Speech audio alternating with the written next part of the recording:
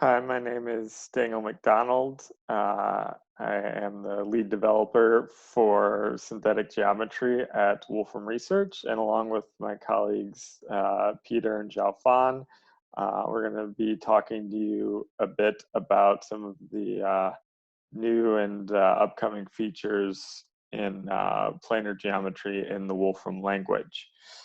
Um, I'll start with a quick example. This is taken from Euclid's Elements, and it is a um, construction of a regular um, triangle given two of its vertices. Um, so new for 12.2, we will geometric scene will support geometric step, which allows us to construct geometric scenes one step at a time. Now these steps don't necessarily have to be straight edge and compass classical geometric construction steps, but they certainly can represent them. So let's take a look. Right, so we've got 4 steps here. Start with 2 points A and B. Draw circles centered at each one and going through the other. Drop a point C in the intersection of both circles, and then conclude that the triangle ABC is regular. Right. So if we run that, we get a scene. We start on the final step, but we can go through and see how from the beginning and see how the scene was constructed. If we want to modify our scene a bit for 12.2. Geometric scene will be dynamic. So, for instance, if I want to move A around, it'll move the point A, and then also make sure that the rest of the scene moves around um, to make sure that the scene is still valid. We can recenter, and if we want to move C to the other side in this intersection, we can drop it close, and it'll figure out how to snap it to actually fit the scene. So we said the triangle ABC is regular, and if you're follow Euclid's logic, then you believe it. But if you happen to not be able to read Greek, then we can do a check. So this geometric solve function will be in the Wolfram function repository during 12.2. So this will not be a system function yet, but here we can use it on this scene and solve for the Euclidean distances between AB, BC, and CA, and hopefully they should all be the same, and they are just a tad over 4.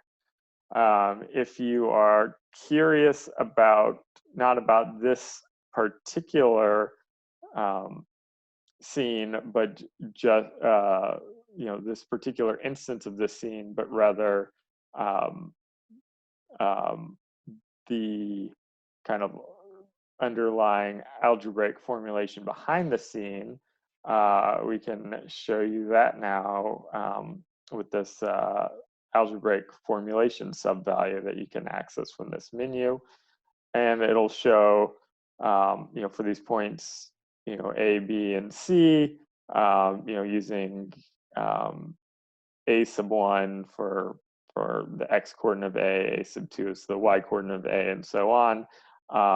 We can spit out this kind of algebraic formulation that describes all of the points and quantities introduced in this scene. And you'll notice we also we have an existential quantifier with some computer-generated variables to make the um, make the formulation a little bit smaller. Now I'm going to hand this presentation off to Peter, who's going to talk about some uh, automated proving functionality before we hand it off to Xiao Fan, who will talk a little more about Euclid. So thanks for listening to me, but stay tuned. Hi, I'm Peter Behrens. I'm a senior content developer in Wolfram Alpha, and today I'll be talking about a new function, find geometric proof, which takes our new geometric scene language to create a readable synthetic proof that can be understood by ninth grade geometry students or even Euclid himself. So to give a preliminary example, we have a scene in our new scene language that describes basically a triangle, but we're only given the altitude of 3 and the area of 13. We have to specify that this angle is 90 degrees so that we know it's the altitude. This is how the scene drawer would draw it. To use it to find the base, which is from Y to Z, we give the pattern that we want to find in the first argument. So here we say Euclidean distance from Y to Z equals something. We want to prove a fact like that. And the second argument is the scene, which is the assumptions that we're working with. So we run this, and we get a proof object, something which already exists in the language as an output of find equational proof. There's many things you can do with this proof object, but the most important thing is the proof notebook, which gives you that nice 2-column proof that you're used to working in ninth grade geometry. There's a lot of properties as well, and here's a list of them. The first 4 are really just accessing some of the basic facts about the proof object, like what axioms were used, what was the logic, in this case it would be synthetic geometry, what was the theorem we tried to prove and what was the result, and various other methods of showing the proof computably as a data set. We'll go into some of these other ones. And then the proof notebook, of course. So here's what will be the usage statement for find geometric proof. Basically, if it succeeds in finding a proof of the theorem or a proof that the theorem results in a contradiction, then it returns a proof object expression. And if no proof is found, it'll return a failure object, but it'll still contain useful information. The options to find geometric proof, or the resource function, will be as follows. So there's the obvious ones, the time constraint you can give, whether you want the angles to be in degrees or radians, whether you want the facts proved to have a certain depth, so you don't want to prove facts that were sort of too complicated and not very interesting.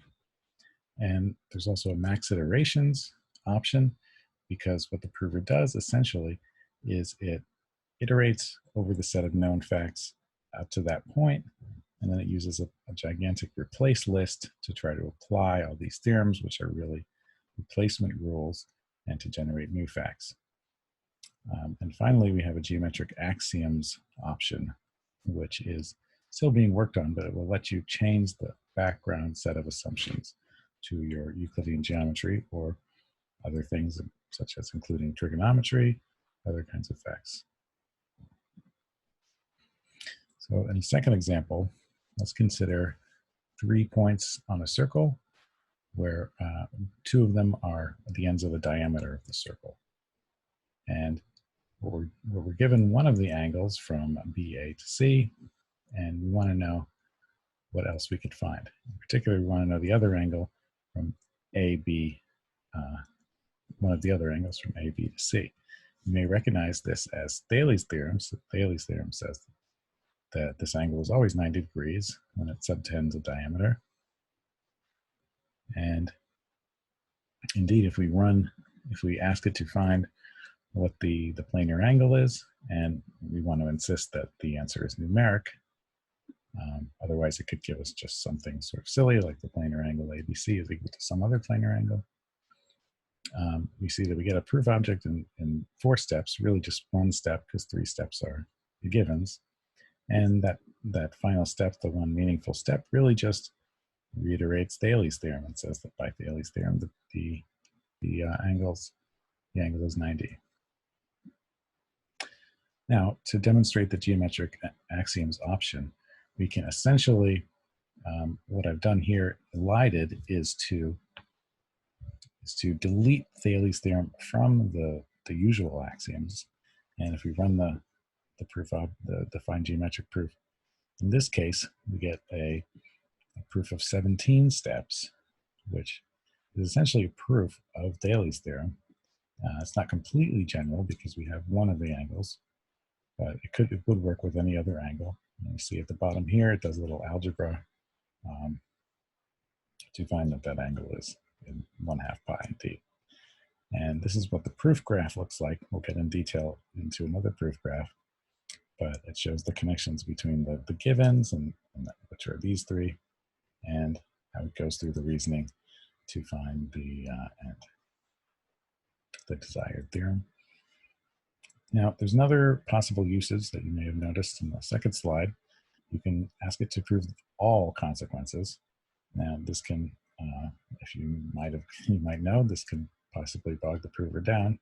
But in smaller scenes, it tends to work very well and gives you everything you'd like to know. So, for example, in this diagram, we have 3 parallel lines and 1 line that cuts transversely across them at an angle of 30 degrees. So here's a diagram. And if we find all the things it could prove in that diagram, basically it shows us that it gives us all 6 angles, so 3 of 30 degrees and 3 of 150 degrees. You might be thinking, well, there's actually 12 angles, but the angles on the other side, see these angles are not shown because we're only told about these line segments, and there's no way to name this other angle because there's no point out here. So now let's actually play with the proof graph. The proof graph has a lot of interesting options you can do. If you hover over the edges, it will show you the proof that is involved. You can click on the edges. If you hover over the vertices, it shows you the fact, and you can label them. You can, this needs to be stretched out a bit. You can label them, you can put indices on them, and that kind of thing. If we talk about proving all theorems, we can give a rough estimate of how many theorems we can come up with at each step if we iterate on geometric proof. And the way we do that is to realize that there's about 30 background theorems, and each of the theorems typically takes about 3 inputs. Some take 2, as you can see, most of them in this case take 2, but some of them take more, and on average they take 3. So we have to apply all these 30 theorems, and each one is about n choose 3 different ways we could try to apply it. And then of those attempts, of those 30 times n choose 3 attempts, let's say 25% of them actually result in a new theorem. So we have this recurrence relation, we solve it, and you see we get a double exponential function. So there's really a cliff that we drop off at some point that where the prover does very nicely to where it really bogs down. If the prover is unable to find a proof, then it will return a failure object. So in this case, we have a nice scene where we're given some lengths. We're given A to P, we're given we're given B to P, and we're given A to, that's it. And if we ask it to use that geometric scene here, the same scene, to find the length from B to C, well, it can't do it because, as you can maybe think about, there's not enough relevant information to find that. distance. So it gives an error message and returns this failure object. But there's still a lot of information that you might want in the failure object. There's a partial proof object, or a proof object that is a partial proof. So it doesn't all go down to one. It's sort of like proving all things. It doesn't necessarily end in the one thing that you wanted, but it is a proof of everything it could prove before it either timed out or did too many iterations, or it found that it couldn't prove anymore. And there's also an augmented scene property, which basically puts back the things it could prove in the scene itself. So in this case, one thing we could prove is that the area BPO is 4 times the square root of 65. So if we draw that augmented scene, we see that we have a little triangle there as well, because we know the area. Now, if a scene results in a contradiction and it's found by the prover, it will return a proof of that contradiction.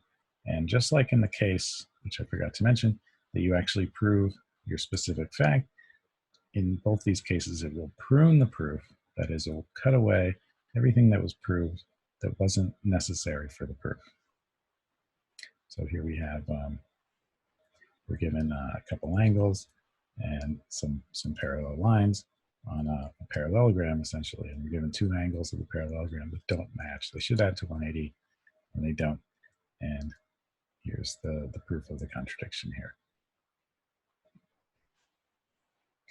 Now, finally, we can even add geometric units, measurements, in angles and lengths, and even in our fact pattern. So here we have a triangle similar to the preliminary example, except in this case, the one of the distances is given in meters. Another one is given in inches squared.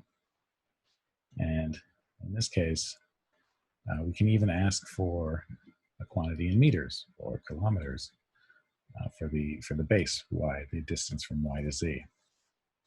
And we get a proof object, and we can check the result property. And the result tells us in meters how many, what is the distance, even though it was in one of the other ones was in some other unit. So here we have the proof graph here, very similar to the first one again.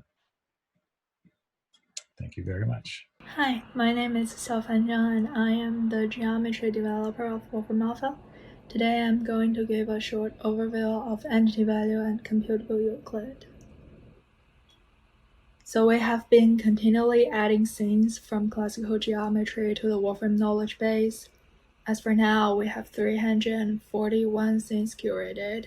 Each scene is represented as an entity, and you can obtain the full list through this entity value function here. And this list, it's just a part of it. And the properties can be obtained through entity value or using entity properties. And here is the list of all the properties. And we're going to demonstrate it with a random entity. So you can obtain a random sample of entity using random entity or through entity value. And we're looking at Euclid Book 1, Proposition 36 here. The most important properties are the statement and the scene. So the statement states that what the theorem is actually about, and the scene is what we curated the theorem in Wolfram language. And you can also put the geometric scene into random instance so that it gives out a diagram of this theorem. So the list of named entity classes can be obtained through entity value or using entity class list. So each scene, it's put into one or more of the classes. And here is the list of all the classes. And to obtain a list of scenes from a specific class, you can use this function here, entity value, entity class. So here is the sample of all the scenes from the circle class. And now I'm moving on to the structure of Euclid's element. It is located in the data repository. It contains all the textual information of definitions, common notions, postulates, and theorems from Euclid's elements. So you can retrieve the data using this resource object, structure of Euclid's element. And for retrieving the data for a specific entry, you can put the entry name at the end of this resource data structure of Euclid's element. And here are all the information. So the list of properties of each entry can be found here.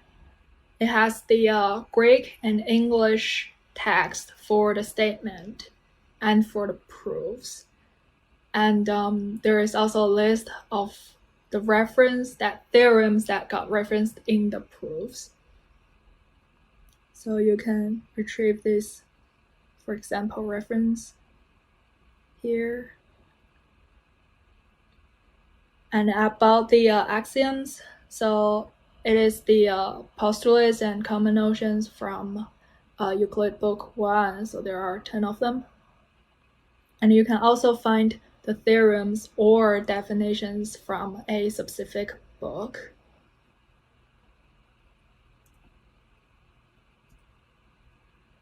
So here are some simple analysis examples.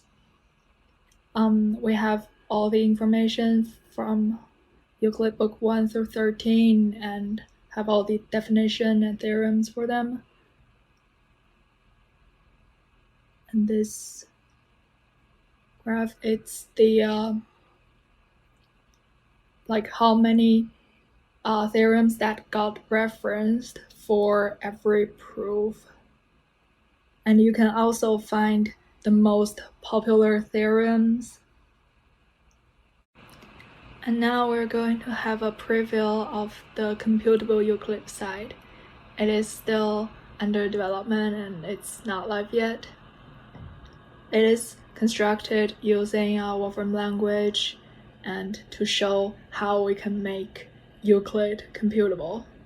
So here is the front page that we have those tiles of categories. And as for now, we only have Euclid Book 1 through 6 and Book 13. But we're adding more things to it. And through one of those tiles, you can go to the category page / class page. So here is the sample class page for Euclid Book 1. Here we have a short paragraph of the content of Book 1. And then we have those propositions listing. And this is not a complete list. And through one of the proposition, you can click and go to the next theorem page. Here we're showing the Euclid Book 1 proposition 47. And we have all the statement, the scene, the proof of this theorem. And we're also planning to add the dependency graph to show like how this theorem is related to other propositions in Euclid. So yes, please stay tuned for the update of our computable Euclid site, and I really hope that it could be a valuable asset to people that are interested in Euclid and to students that are learning Euclidean geometry. Thank you so much.